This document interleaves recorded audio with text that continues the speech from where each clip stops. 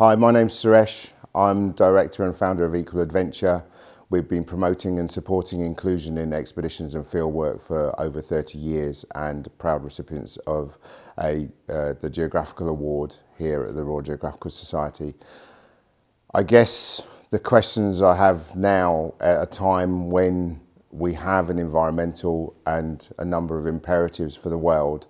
are still around inclusion and asking people to consider not just how they can include people meaningfully in their expeditions and fieldwork, but how they can also share that knowledge to a broader audience. And what that looks like is making sure that not just when you're out in the field and you're in your host countries, you're sharing with them, but also when you get back, you're sharing with the schools and special schools and people other than your normal audience, your scientific message. But I also think that there's another challenge. If we know now that inclusion in outdoor education is possible, and it is possible to go outside regardless of disability, regardless of impairment, and that it's okay to go outside regardless of your cultural profile or background, gender, race, ethnicity, then it's what we do with it. It's engaging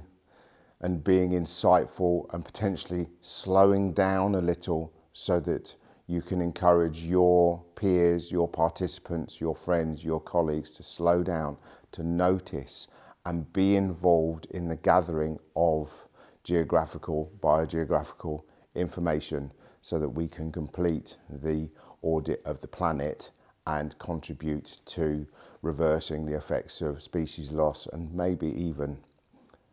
tackle some of the issues around social issues and climate change.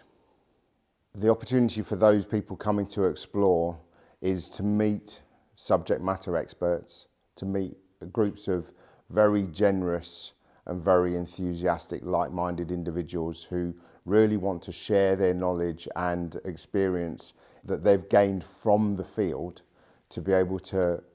shortcut their learning, to be able to inform their learning, to guide their learning so that they do better fieldwork projects that are more inclusive, more sustainable, and ultimately create better science more effectively and more efficiently. We've seen some really excellent examples of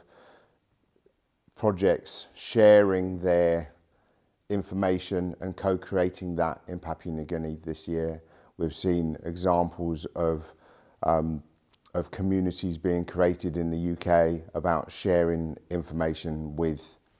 the communities in the UK. And I think the opportunity is for the scientific community or the people going out in field research to list and have as one of their outcomes the number of educational talks that they do